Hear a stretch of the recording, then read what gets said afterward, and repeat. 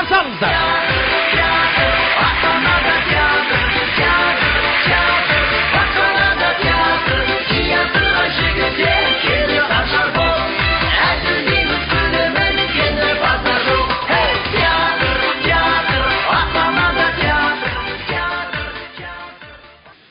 Осы кісі құртқан бәрін. Бүкіл өмірімді быт-шыт қылды.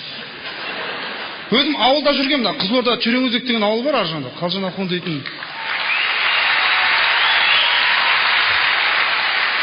Ауылдан үш адам түн бәрі осы жаққа көшіп кеткен.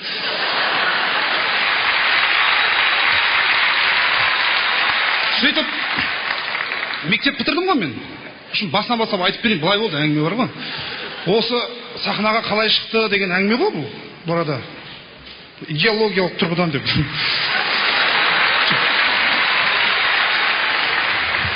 Мектеп бітірдім. Білмеймін қай жыл екен, ұмытқан.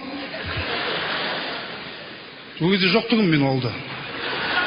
Класстастарым бітірді деп, әртіс болып кеткенмін ғой мен. Өзім. Сол мектеп бітіргеннен кейін класстастарым бәрі оқуға түсуге кетті. Документтерін алып, деп, ерененін алып бәрі. Оған не керегі бар екен еренен. Сөйтіп, мен де бардым. Алматыға келдім. Арман қуып. Бір аптада жүрдім, өзімше қуып кеттім бірақ. Профессор, мұғалімдердің алдына кіріп, емтихан тапсырасың. Сол менің кезегім еді, 14-ші ма шығам. Бүйтіп кірдім да, жаңа профессор айтты, не келдің деді. Не келгенсің? Оқуға түсуге келдім.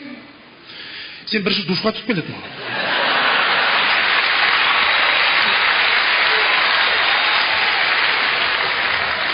Түсінбей қалдым, душыңыз деп, ойлам, душыңыз деп, ойлайды да, Алматыға келген кезде бүкіл Қызылордалықтар келсе ойлайды, бұл бәрін тұрып күйіп кеткен осындай деп кәдімгі. Қап-қара бір бәле болады деп ойлайды. Негізі бізде Қызылордада жел оңтүстіктен түстен кейін солтүстіктен тұрады да. Әптен кептіріп тастаған ғой бүйтіп халықтың 50%-ын. Сол 50%-ға кіремін негізі.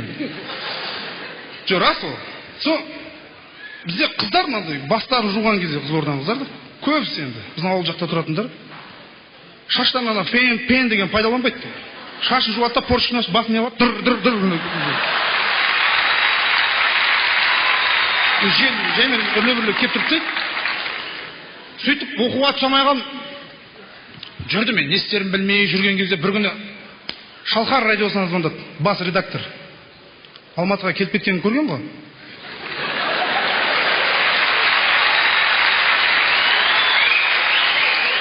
Бірден айттым, звондады. Алло, қалайсың, Қанат? Жақсы.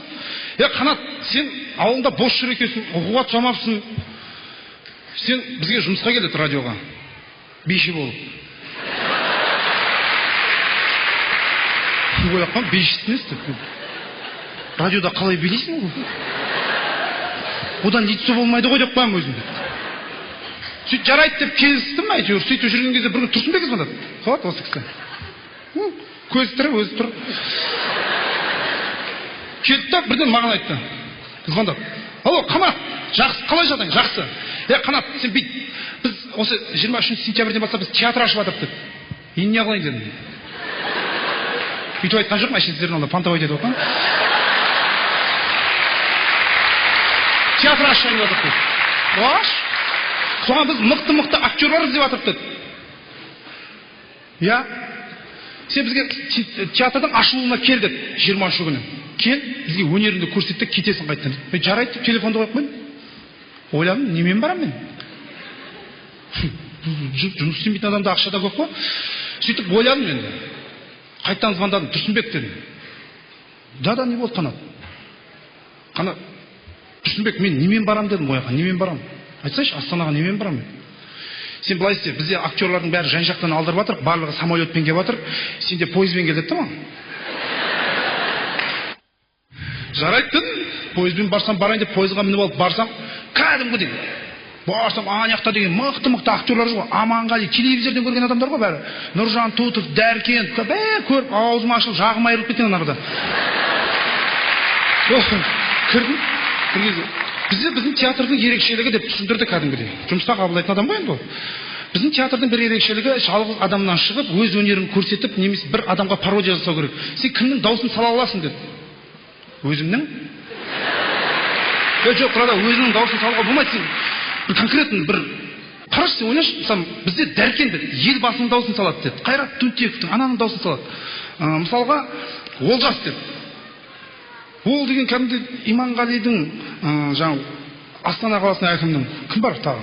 Көп қой, Жүрсін Германның бәрінің дауысын салады. Ерболат Кемпірдің дауысын салады деді. Аманғали иттің дауысын салады деді. Білесің, Аманғали иттің дауысын салатын. Жақында Қызылордадан бір ит шықты, Аманғалидың дауысын салатын.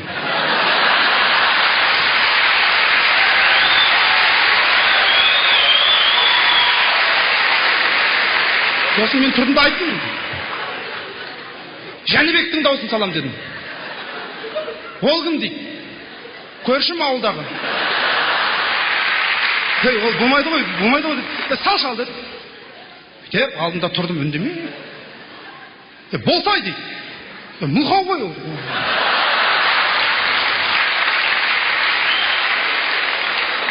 Қанат сенікі болмайды, мынау істеп жүрген тірлігің сен болмайды деді. Сен ойлашы, бірдеңе салуың керек қой сен. Не может быть деді маған. Может деп, автоматтың дауысын сала аламын дедім. Автомат? Сал деді. Қалай дейді.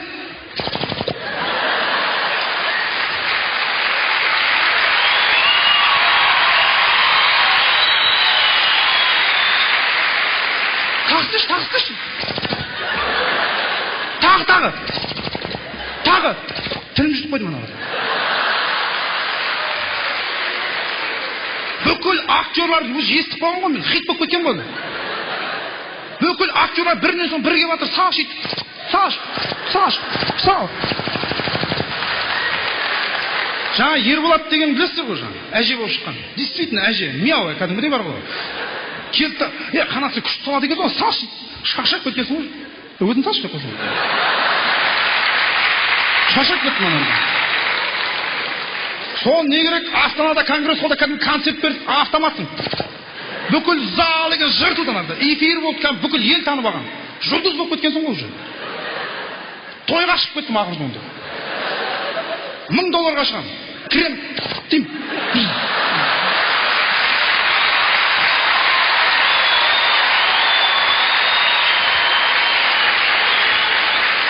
Халық түсінбей атады дейді. Тағы дейді.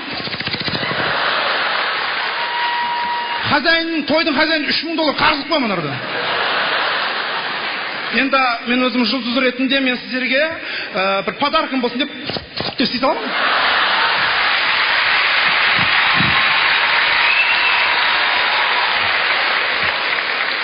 Сөйтіп театрға кіріп кеттім. Құдайға шүкір, әйтеуір мінекей менен бұрын сахнаға шыққаны осы бірінші рет қой шыққан. Тұрсынбек бар, Нұржан Туытов деген ағамыз бар. Жаңа Ерболат, Аманғали деген жігіттердің арқасында құдайға шүкір, сол кісілерден әйтеуір білмегенімді үйреніп, білгенімді үйретіп жүрмін әйтеуір.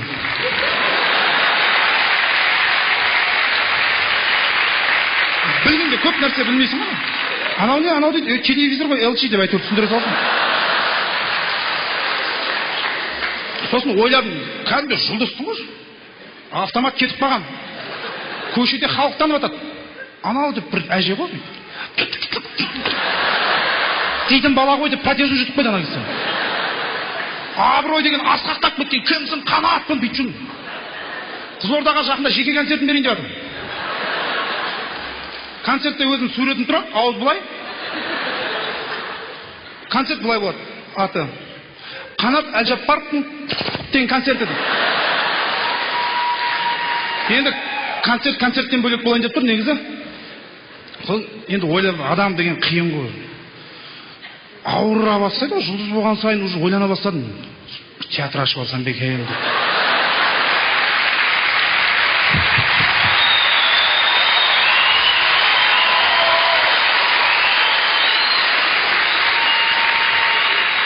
Оны аштым. Қызылордаға барып, сентябрьде хит болды сентябрьде. Октябрьде бірден барып ашып тастадым. Не керек бар маған дедім, біреудің қарамағында жүріп деді. Өзім неге өмір сүрмеймін мен дедім. Сөйтіп Қызылордаға барып 4-5 жігіт жинап алдым. Пистолеттің, танкының дауысын салатын.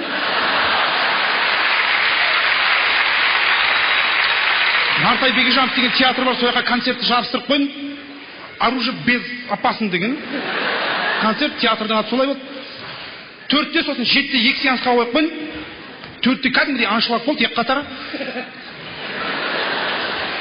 24 адам келді, өз туысқандарым бәрі сол екен. В общем, не керек, сол театр бар ғой, кәдімгі 4-те ашылды, 7-те жабылу болды ғой. Білдім, өмір сұрамайтын білдім да мен анарда. Тұрсынбекке қайтып келдім. Тұрсынбек білесің өзің? Келдім мен. Я дейді, өйтіп ондай болған жоқ, шайға.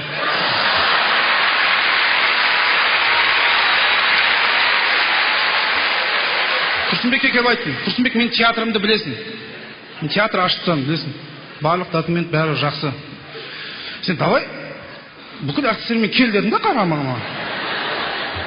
Сен не мазақ тұрсына бір бәле деп ұрысып тастады. Сосын енді ұялдым да енді тәке дедім, кешір, мені бір шамал жұлдыз ұстап қалып, мені ондай күтпеңіз, болашақта ондай қайталанбайды, қайтадан алыңызшы дедім. Ол тұрды, сен жарты ставкамен аламын деді жұмысқа. Алыңыз дедім. Жарты ставкамен жұмыс қалды. Сахнаға шығарды, тағы бір концерт болды бір жерде. Шықтық та. Құрметтан бектің ады. Тұрсынбек не істеп жатсың? Мен жарты ставка ғой, жарысын айтамын, жарысын айтпайын дедім ғой. Әйтеуір мені сөйтіп актер болып әйтеуір аман есен жүрдім да енді сонда. Бір кезде қарасам енді өзі театрда бүкіл әншілер, әртістерінің барлығы Алматыдан Шымкенттен келеді ғой, бәрі самолетпен ұшып келеді екен да, мен пойызбен келеді екен. Рахат менікі бір жатқан. Тұрсынбекке айттым, тәке дедім, жұрттың бәрі самолетпен келіп жатыр. Мен пойызбен келемін. Жоқ, әңгіме жоқ, самолет жоқ емес, үйде бар дедім, түсіндірдім енді. Суреті ғой енді кішкентай екен. Самолетке билет алып берші дедім. Жарайды деді. Самолетке билет алып берді. Сөйтіп, 3-ші концертке, 3-4 концерт беріп тұрғанбыз ғой негізі. Ұшып келдім Астанаға. Кәдімгі самолетке бірінші рет мініп тұрмын да мен анарда. Ішіне кіріп алып постель сұрап жүрмін мен кәдімгі. Маған постель беріңіздерші. Сосын осындай самолет осындай екі қатар болады екен да. Енді көпшілігіңіз білетін шығарсыздар, көпшіліктеріңіз білмейтін шығарсыздар. Сонымен мына екі қатарда кәдімгі отырады екен адамдар. Бір-бірімен сөйлеспейді. Бір қыздың қасына отырып алдым. Қайда барасың деп қойған ғой. Самолеттің ішінде. Әбден пойызға үйреніп қойған ғой мен. Сіз қайда барасың? Луговойдан түсіп қалам, Шымкенттен түсіп қалам деп айтады ғой. Отырып бір-бірімен сөйлеспейді. Бір кезде келді да, біреулер бүйтеді да, ремень тағыңдар деді. Тағып ал. Гаиста бола ма деп қоямын жолда. Сөйтіп, енді қарным ашты енді. Пойыз әйтеуір құлақтан теуіп тамақ шығып қаласың ғой біреулердің. Орада ондай жоқ. Бір кезде қасында бір әдемі қыз отыр екен да, танысып қояйықшы деді мына қызға. Че дейді ана?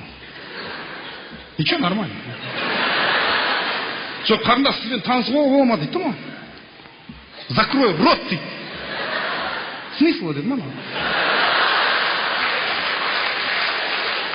Білетінді айтып тұрмын да маған. Смысл деді. Түсінді-ау деймін анау да ше. Қоймадым енді қайта атың кім деп тұрды да.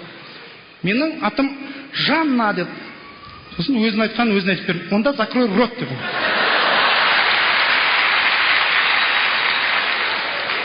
Сөйтіп самолеттен түстім. Самолеттен түстім ғой әйтеуір. Аман есен әйтеуір. Ештеңе болған жоқ. 2,5 сағатта ұшып келдік. Келсем Аманғали күтіп алды. О, қана жүр екеуміз бассейнге барайық деді.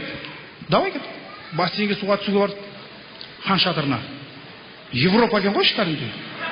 Суға түсіп жүрсек бір 2 маймыл адамдарға жағаласып суға түсіп жүр. Ой, анан қара деп жүрдік екенбіз. Bir кезде охранниктер кетті аналарды. Маймылдар сендерге суға түсуге болмайды деп алып барады да анау сурет. Сөйтсе жаңа маймылдар айтып барады, неге болмайды? Қанатпен Аманғалида түсіп жүр ғой деп қадам.